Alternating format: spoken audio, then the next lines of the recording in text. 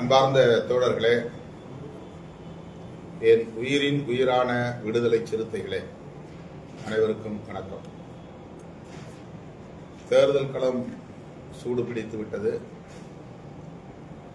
April 23 வாக்குப்பதிவு நாள். March 30ஆம் தேதி வேட்புமனு தாக்கல் தொடங்குகிறது. இந்த சூழலில் நாம் மறுசீரமைப்பு நடவடிக்கைகளில் தீவிரமாய் ஈடுபட்டு வருகிறோம்.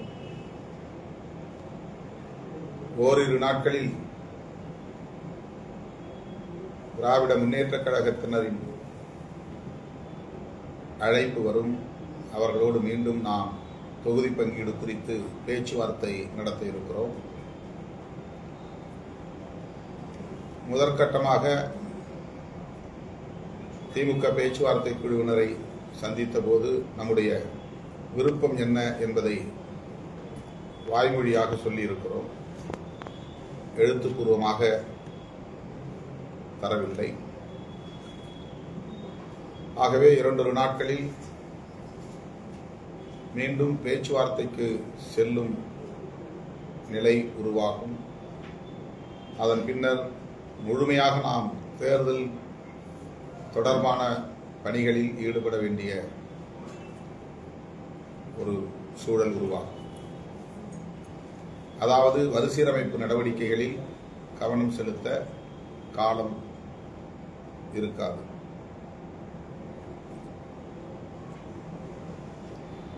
மண்டல பொறுப்பாளர்களும் மாவட்ட பொறுப்பாளர்களும் ஒருங்கிணைந்து மாவட்ட நிர்வாகம், கட்சிக்கான மாவட்ட நிர்வாகம், துணைநிலை அமைப்புகளுக்கான மாவட்ட பொறுப்பாளர் பட்டியல் மற்றும் ஒன்றியம், நகரம், பேரூர் ஆகியவற்றுக்கான பொறுப்பாளர்கள் பட்டியலை கலந்தாய்வு செய்து ஒருவருக்கொருவர் விட்டுக் கொடுத்து யாருக்கும் பாதிப்பு ஏற்படாத வகையில் ஒரு பட்டியலை தயாரித்து தலைமையிடம் சேர்க்க வேண்டும் என்ற கோரிக்கை வைக்கப்பட்டது. வழிகாட்டுதல் தரப்பட்டது. கடந்த 2025 நவம்பர் முதல் வாரத்தில் நான் இந்த மறுசீரமைப்பு நடவடிக்கையில் ஈடுபட தொடங்கினேன். நவம்பரிலிருந்து இப்போது மார்ச் வரையில் 5 மாத காலம் இந்த பணிகளில் தீவிரம் காட்டி ஒரு வழியாக மாவட்ட செயலாளர்கள் பட்டியலை அறிவித்தோம். அதன் பின்னர் மாவட்ட நிர்வாக பட்டியல் ஒவ்வொன்றாக அறிவித்து வருகிறோம். இரவு பகல் என்று பாராமல், கண் துஞ்சாமல், ஓய்வில்லாமல் இதில் முழுமையாக கவனம் செலுத்தியும் இன்னும் இந்த பணிகளை நம்மால் நிறைவு செய்ய முடியவில்லை. இன்னும் தொடர்ந்து கொண்டே இருக்கிறது, நீடித்துக் கொண்டே இருக்கிறது.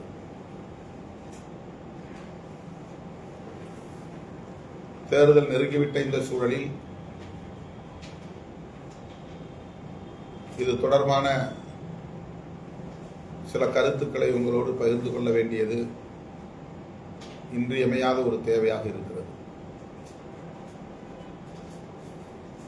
234 சட்டமன்ற தொகுதிகளுக்கும் மாவட்ட நிர்வாகத்தை முழுமையாக அறிவித்தாக வேண்டும். அதிலே நாம் எந்த சுணக்கமும் காட்ட முடியாது.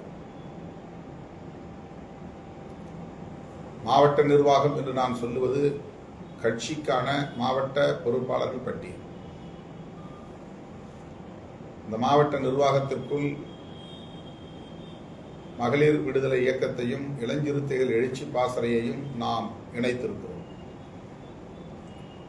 ஆகவே கட்சியின் மாவட்ட செயலாளர், கட்சிக்கான இதர மாவட்ட பொறுப்பாளர்கள், பொருளாளர், செய்தி தொடர்பாளர், மாவட்ட துணை செயலாளர்கள், மாவட்ட நிர்வாக குழு உறுப்பினர்கள் ஆகியோர் கொண்ட ஒரு குழு.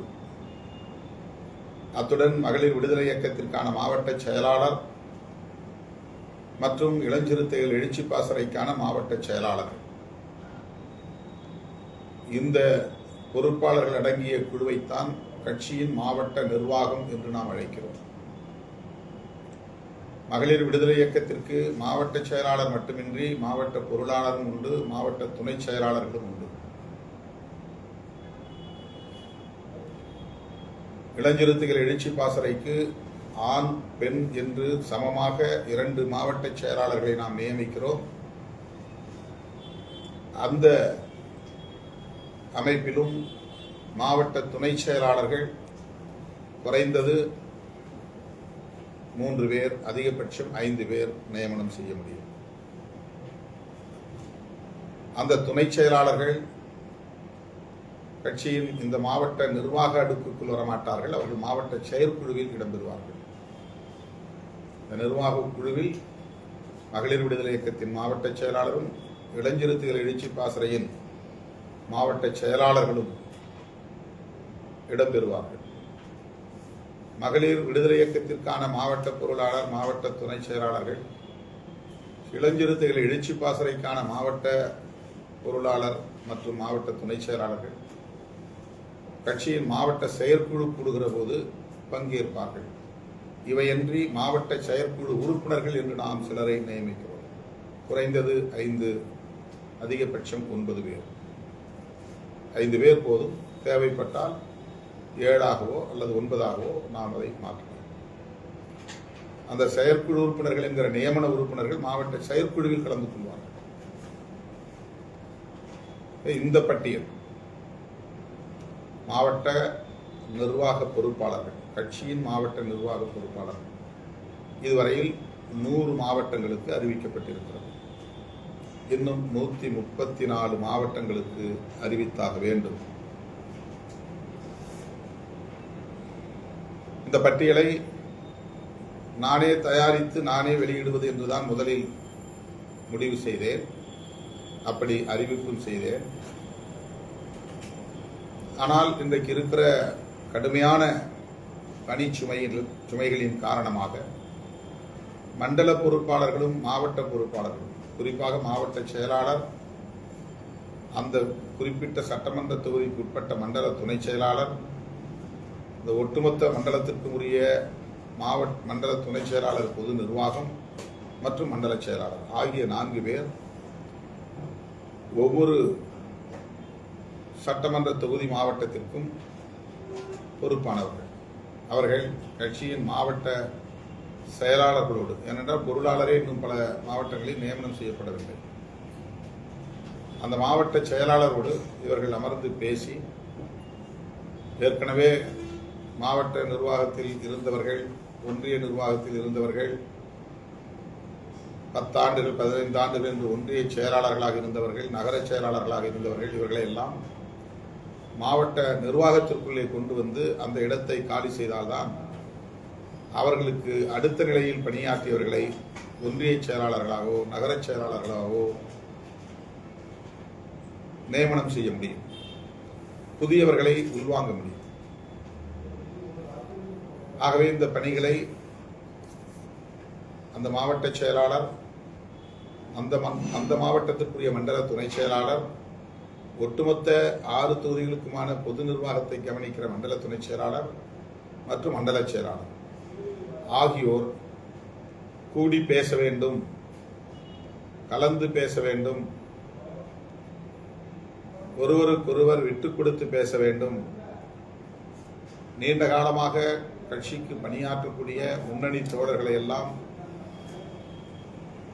இந்த நிர்வாகத்திற்குள் எந்த அளவுக்கு கொண்டு வர முடியும் என்று கலந்தாய்வு செய்ய வேண்டும். அதில் சிலருக்கு வாய்ப்பு கிடைக்கும், பலருக்கு வாய்ப்பு கிடைக்காது. அவர்களை துணைநிலை அமைப்புகளில் எங்கே நியமனம் செய்ய முடியுமோ அங்கே அவர்களை நியமனம் செய்ய வேண்டும். மூத்த உறுப்பினர்களை மாவட்ட நிர்வாக தலைமை அல்லது மாவட்ட நிர்வாகத்தின் முக்கிய பொறுப்பு ஆகியவற்றில் இடம்பெறச் செய்ய வேண்டும். நிர்வாக குழு உறுப்பினர்களாகவோ செயற்குழு உறுப்பினர்களாகவோ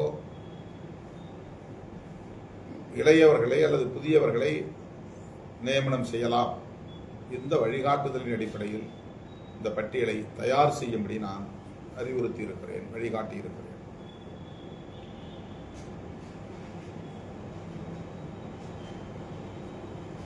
துணைநிலை அமைப்புகளை பொறுத்தவரையில் இளஞ்சிறுத்தைகள் எழுச்சி பாசறை, மகளிர் விடுதலை இயக்கம், தொழிலாளர் விடுதலை முன்னணி, முற்போக்கு மாணவர் கழகம், வழக்கறிஞர்களுக்கான சமத்துவ வழக்கறிஞர்கள் சங்கம், விவசாயிகளுக்கான விவசாயிகள் பாதுகாப்பு சங்கம், விவசாய தொழிலாளர்கள் விடுதலை இயக்கம், தொண்டரணி, இப்படி 30க்கும் மேற்பட்ட துணைநிலை அமைப்புகள் உள்ளன. இந்த துணைநிலை அமைப்புகள் ஒவ்வொன்றுக்கும் மாவட்ட அமைப்பாளர்கள் நியமிக்கப்பட வேண்டும், மாவட்ட துணை அமைப்பாளர்கள் நியமிக்கப்பட வேண்டும், மாவட்ட நிதி செயலாளர்கள் நியமிக்கப்பட வேண்டும். மாவட்ட அமைப்பாளர், மாவட்ட நிதி செயலாளர், மாவட்ட துணை அமைப்பாளர்கள் 3 பேர் துணை அமைப்பாளர்கள், ஒருவர் நிதி செயலாளர், ஒருவர் அமைப்பாளர் என்கிற போது 5 பேர் கொண்ட குழு. ஆக ஒவ்வொரு அணியிலும் மகளிர் விடுதலை இயக்கமாக இருந்தால் அமைப்பாளர் என்று சொல்லக்கூடாது, செயலாளர் என்று சொல்ல வேண்டும். இளஞ்சிறுத்தைகள் எழுச்சி பாசறை என்றால் அமைப்பாளர் இல்லை, செயலாளர். மற்ற அமைப்புகள் அனைத்துக்கும் அமைப்பாளர் என்றுதான் பொருள். அதாவது மாவட்ட தலைமை, ஒன்றிய தலைமை, நகர தலைமை, அமைப்பாளர், ஒன்றிய அமைப்பாளர், நகர அமைப்பாளர், ஒன்றிய துணை அமைப்பாளர்கள், நகர துணை அமைப்பாளர்கள், மாவட்ட அமைப்பாளர்கள், மாவட்ட துணை அமைப்பாளர்கள். இதில் அக்கவுண்ட்ஸ் மெயின்டைன் பண்ணக்கூடிய, வரவு செலவு கணக்குகளை பார்க்கக்கூடிய பணிகளை செய்வதற்கு, அதற்கான ரசீதுகள், அதற்கான வவுச்சர்ஸ் அல்லது பேங்க் அக்கவுண்ட், இதையெல்லாம் மெயின்டைன் செய்யக்கூடிய பணிகளை ஆற்றுவதற்கு ஒரு நிதி செயலாளர் நாம் நியமிக்கிறோம்.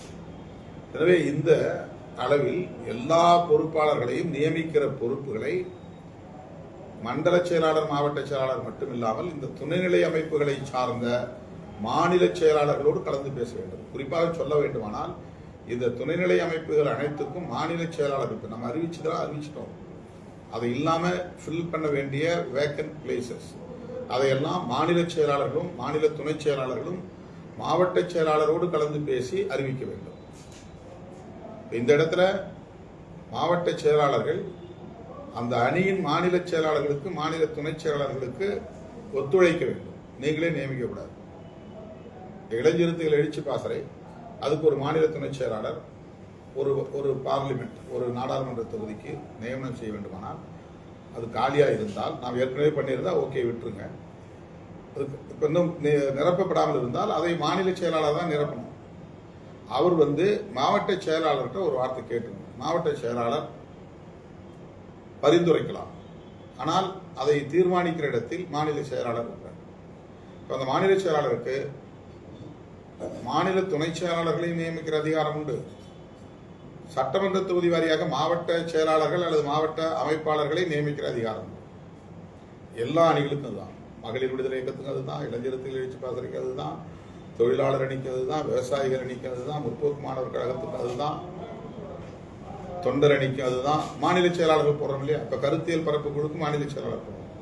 அந்த கருத்தியல் பரப்பு குழுவுக்கு மாநில துணை செயலாளர்களை கருத்தியல் பரப்பு குழுவின் மாநில செயலாளர் தான் நியமனம் செய்யணும். உங்கள்கிட்ட கருத்து கேட்டால் நீங்கள் அந்த கருத்தை சொல்லலாம். இந்த தோழரை நீங்கள் போடலாம், இவருக்கு இந்த வாய்ப்பு கொடுங்க அப்படின்னு நீங்கள் ரெக்கமெண்ட் பண்ணலாம், பரிந்துரை செய்யலாம்.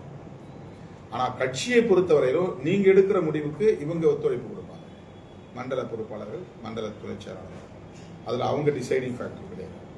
அவங்க நீங்கள் எடுக்கிற முடிவு, சிலரை விடுபட்டிருக்கும், சிலர் வேணும்னே நீங்கள் தவிர்த்திருப்பீங்க, இவரை வேண்டாம் அப்படின்னு ஒதுக்கி இருப்பீங்க. அந்த மாதிரி எதுவும் இல்லாமல் அவங்களெல்லாம் வருத்தப்படாத அளவுக்கு எல்லாரையும் அரவணைச்சு அனுசரித்து எல்லாருக்கும் வாய்ப்பு கொடுக்குற முயற்சி, அதை மேற்கொள்ளக்கூடிய சூப்பர்வைசிங் அண்ட் மானிட்டரிங் எல்லாமே மண்டல பொறுப்பாளர்கள் வேலை. அதனால தான் அவங்களும் கையெழுத்து போடணும்.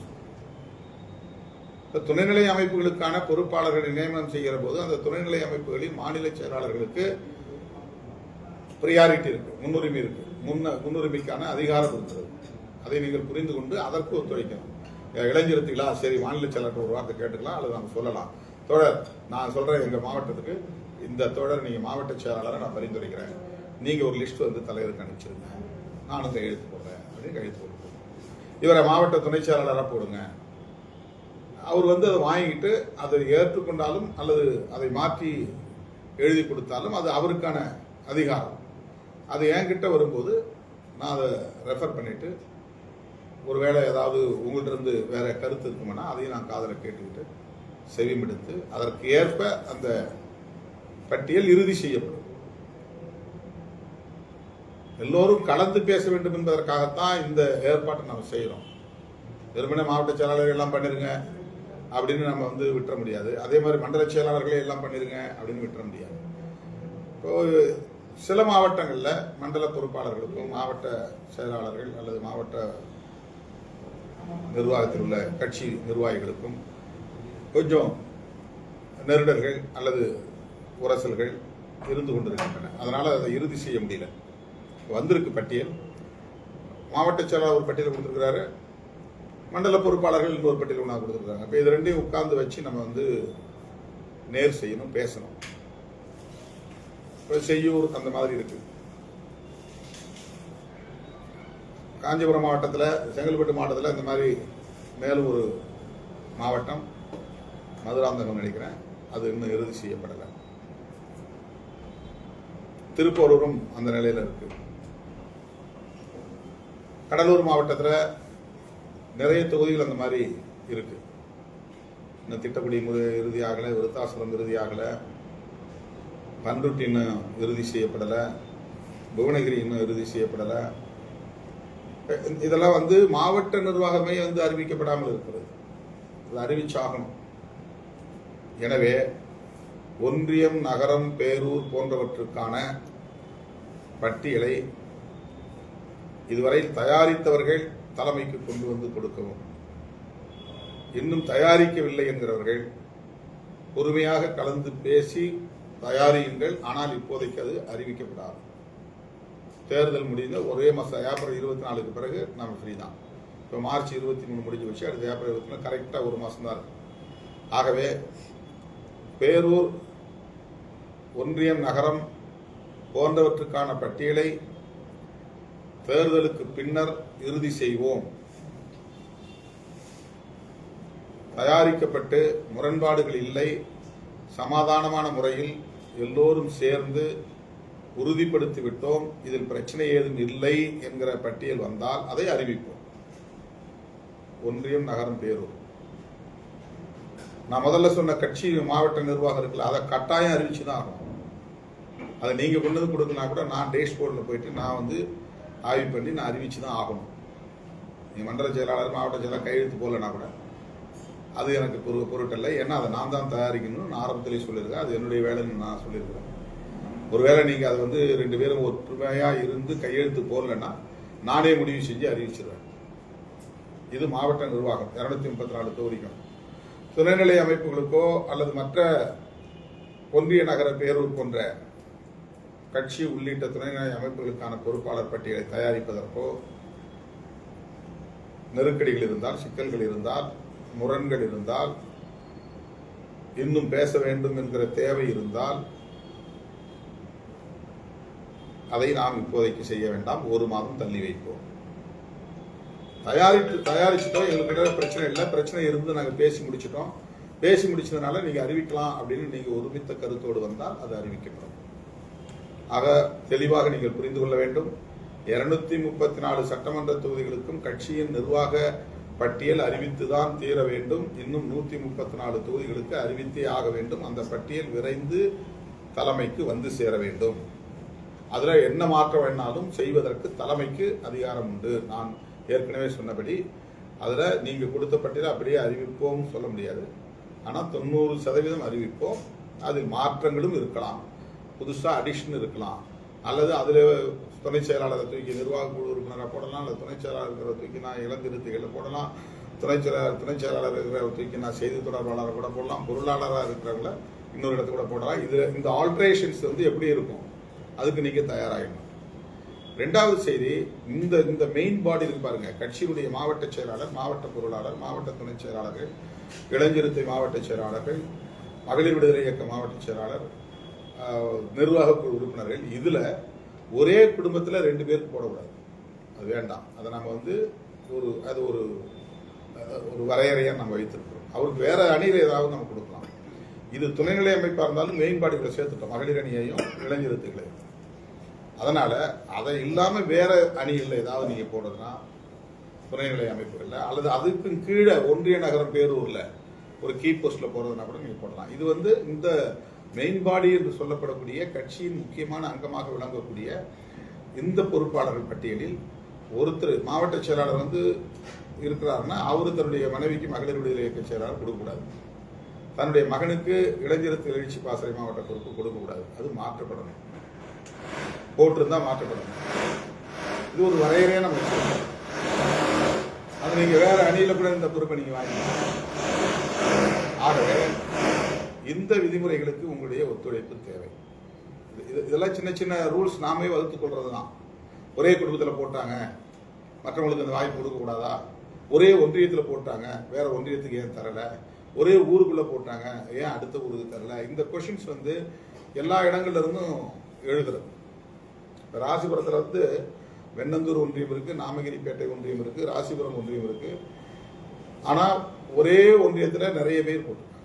அங்க நான் போய் டேஷ்போர்ட்ல போய் விண்ணப்பங்களை தேடினா கிடைக்கல. ஒரு ஒன்றியத்துக்கு 2 பேர் போடலாம், நாமகிரிப்பேட்டையில 2, ராசிபுரத்தில் 2, வெண்ணந்தூர்ல 1 அப்படி போடலாம். அல்லது ஒரு ஒன்றியத்தில் 3 பேர் போட்டு, ஒரு ஒன்றியத்தில் 2 பேர் போட்டு, இன்னொரு ஒன்றியத்தில் 2 பேர் போட்டு அப்படி கூட போடலாம். குறைந்தபட்சம் 6 பேர் போடணும், அதிகபட்சம் 7 பேர் அப்படிதான் நம்ம போடுறோம். சில இடங்களில் 8 பேர் போடுறாங்க. ஓகே, அதுக்கு மேல போகக்கூடாது. தேவைப்பட்டா காம்படிஷன் இருந்தா மட்டும்தான் அதை நம்ம செய்யணும். இல்லைன்னா ஒரே பிளாட்டா என்ன டெசிஷன்னா எல்லா மாவட்ட நிர்வாகத்திலும் 6 பேர் மாவட்ட துணை செயலாளர், 3 பேர் மாவட்ட நிர்வாக குழு. இதுதான் ஒரு பேசிக்கான ஒரு அடிப்படையான வரையறை. காம்படிஷன் இருக்கு, என்ன எனக்கு வாய்ப்பு கொடுக்கணும், எங்களுக்கு நான் இத்தனை பேர் இத்தனை வருஷம் இருக்கு, அந்த வருஷம் காம்பீட் பண்றாங்க, போட்டி போடுறாங்க, எங்களுக்கு கட்டாயம் வேணும்னு வலியுறுத்துற இடத்துல, தவிர்க்க முடியாத இடத்துல, அவர் சீனியர் மோஸ்டா இருக்கிறாரு, ரொம்ப காலமா அவர் ஒன்றியத்துக்குள்ளே இருந்தாரு, அவர் தூக்கி தான் ஆகணும் அப்படின்னா கூடுதலா 1 அல்லது அதிகபட்சம் 2 அவ்வளவுதான். அது மேல போடக்கூடாது. மாவட்ட துணை செயலாளர் இந்த நிர்வாகத்தில் ஒரே குடும்பத்தை சார்ந்தது இருக்கக்கூடாது. அவங்கள வேற நிர்வாகத்துக்கு போடலாம், வேற துணைநிலை அமைப்புகளுக்கு போடலாம், வேற கீ போஸ்ட்ல போடலாம். இதுல போடக்கூடாது. அதே மாதிரி ஒரே ஒன்றியத்துக்குள்ளேயே நிறைய பொறுப்புகள் போடக்கூடாது. இதுல கீ போஸ்ட் கூட நீங்க மாவட்ட செயலாளர், மாவட்ட பொருளாளர், மாவட்ட செய்தி தொடர்பாளர் கூட அது கணக்கில் எடுத்துக்கணும். மாவட்ட துணை செயலாளர் வரும்போது நீங்க பிரிச்சு பகிர்ந்து கொடுக்கணும். ஒரு பேரூர்னா அதுல இருந்து ஒருத்தர் மாவட்ட துணை செயலாளர் போடலாம், நகராட்சி இருக்குன்னா அதுல இருந்து ஒருத்தர் மாவட்ட துணை செயலாளர் போடலாம். ஒன்றியத்தில் 2 பேர், மினிமம் 2 பேர், முழு ஒன்றியம் இருந்தா 3 பேர், அரை ஒன்றியம் இருந்துச்சுன்னா 1 ஆள், சின்ன ஒன்றியமா இருந்துச்சுனாக்கா 2 பேர்.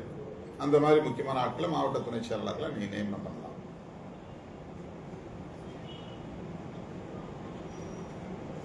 அந்த மாதிரி குடும்பத்துக்குள்ளே தந்தை பொறுப்புல இருக்காரு, மகனும் பொறுப்புல இருக்காங்கன்னா இந்த 17 பேருக்குள்ள இருந்தாங்கன்னா நிச்சயமா அது மாற்றப்படணும். கணவனும் பொறுப்புல இருக்கிறாரு, மனைவியும் பொறுப்புல இருக்கிறார் அப்படின்னா நிச்சயமா அது மாற்றப்படணும். இதை நீங்கள் ஒப்புக்கொண்டு ஒத்துழைக்க வேண்டும் என்று கேட்டுக்கொள்கிறேன். அடுத்த அறிவிப்பு,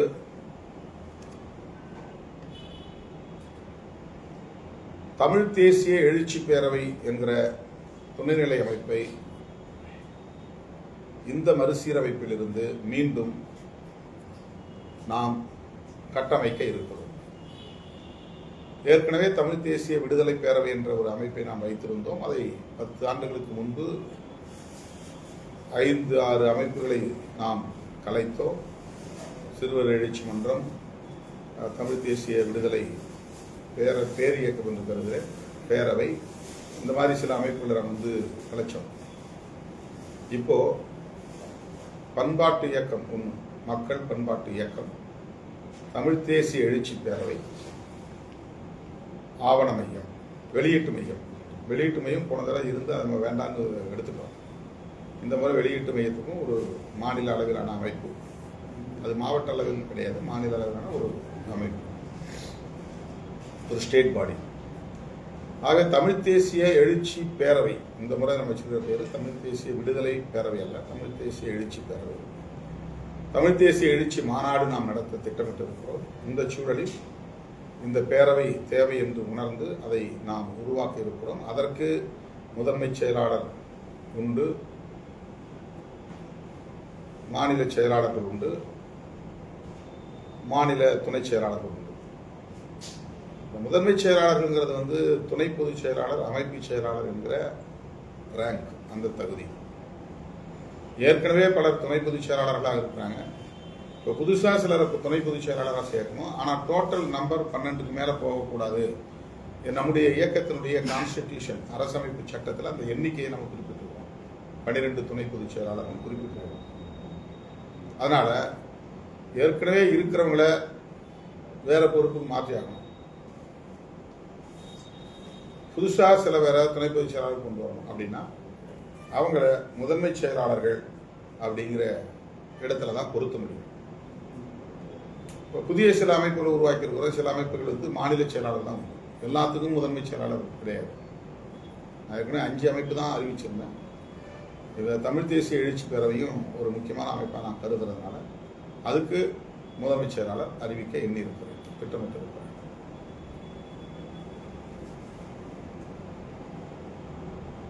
எனவே இந்த துணைநிலை அமைப்புகளுக்கான பொறுப்பாளர்களை நாம் நியமிக்க இருக்கிறோம்.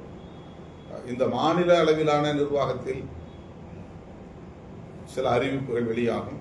234 சட்டமன்ற தொகுதிகளிலும் 100 போக மிச்சம் 134க்கும் மாவட்ட நிர்வாகம் அறிவிக்கப்படும். இதில் தான் இப்போது நாம் ஓரிரு நாட்களில் கவனம் செலுத்தி நிறைவு செய்ய இருக்கிறோம். இதுவரையில் தயாரிக்கப்படாத ஒன்றியம், நகரம், பேரூர் பட்டியல் அவசரமில்லை, தேர்தலுக்கு பிறகு அறிவித்துக் கொள்ளலாம். தயாரிக்கப்பட்டு அதில் பேச்சுவார்த்தை செய்ய வேண்டிய தேவை இருக்கிறது, கலந்தாய்வு செய்ய வேண்டிய தேவை இருக்கிறது என்றால், சுமூகமாக அதில் ஒரு தீர்வு காண முடியும் என்றால் அது பேசப்பட்டு அந்த பட்டியல் அறிவிக்கப்படும். மற்றவை நிலுவையில் வைக்கப்படும். ஏப்ரல் 23 தேர்தலுக்கு பிறகு முழு வீச்சில் மறுசீரமைப்பு வேலை நடைபெறும். எனவே என்னை தேடி வந்து என் பணிச்சுமைகள் அதிகரிப்பதை பற்றி நான் கவலைப்படவில்லை. ஆனால் இந்த மாவட்ட நிர்வாகத்தை அறிவிக்கிற மறுசீரமைப்பு பணிகளுக்கு மிகப்பெரிய அளவில் இடையூறாக இருக்கிறது. நான் வேலை செய்யவே முடியல. கிட்டத்தட்ட இந்த 3 மாசமா ஒவ்வொரு இரவும் 3 மணிக்கு மேல் போய் படுத்து காலையில் 7 மணிக்குள் எழுந்து மறுபடியும் அதே வேகத்தோடு அதே எனர்ஜியோடு வேலை செய்ய வேண்டும் என்கிற நிலை இருக்கிறது. 21 மணி நேரம் அல்லது 20 மணி நேரம் தொடர்ந்து இதிலேயே நான் செலவிட வேண்டிய அளவுக்கு தோழர்கள் வந்து குவிந்து கொண்டே இருக்கிறார்கள். இன்றைக்கும் நான் தங்கியிருக்கிற இடத்திலிருந்து கீழே நூற்றுக்கணக்கானவர்கள், கட்சி அலுவலகத்திலே நூற்றுக்கணக்கானவர்கள் என்று காத்திருக்கிறார்கள். வேளச்சேரியில் நான் தங்கி இருப்பது ஒரு பள்ளி கட்டிடம்.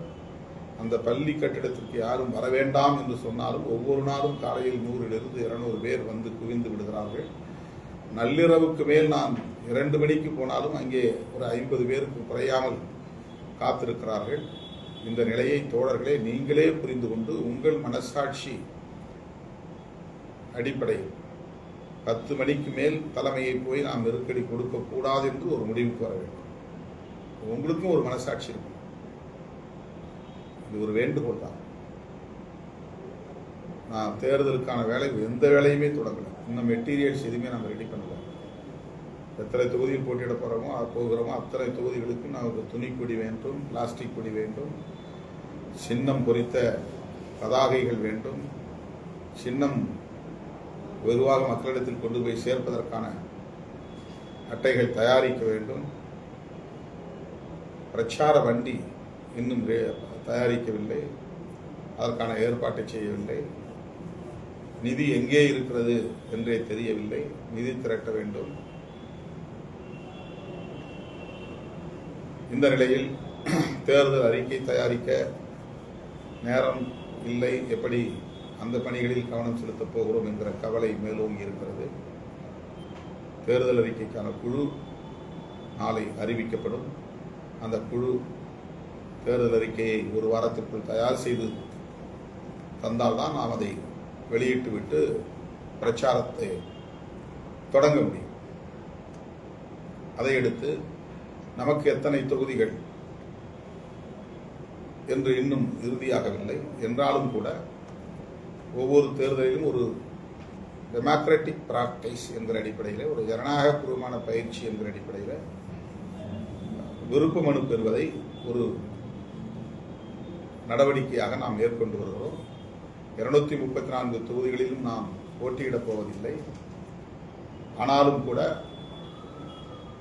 தேர்தலில் பங்கேற்கிற ஆர்வத்தை, விருப்ப மனு செய்யக்கூடிய வழிமுறையை, அதில் ஒவ்வொரு கட்சியும் எப்படி என்னென்ன நடைமுறைகளை பின்பற்றுகிறார்கள் என்பதை அறிந்து கொள்ள ஒரு ஜனநாயக பயிற்சி, ஒரு பழகு முறை என்கிற அடிப்படையில் இந்த ஆண்டும் விருப்ப மனு பெறுவதாக எண்ணியிருக்கிறோம். அதற்கான மனு தயாரிக்கப்பட்டு வருகிறது, ஏற்பாடு செய்யப்பட்டு வருகிறது. ஓரிரு நாட்களில் வந்து சேரும். எந்த தேதியிலிருந்து விருப்ப மனு பெறப்படும் என்பதை அறிவிக்க உள்ளோம். என்ன கட்டணம் என்பதையும் அறிக்கை மூலம் தெரிவிக்கப்படும். நேர்காணல் உண்டா இல்லையா என்பது பின்னர் அறிவிக்கப்படும்.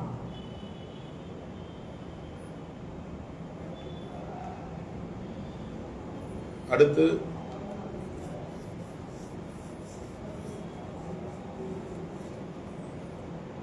இந்த நெருக்கடியான சூழலில்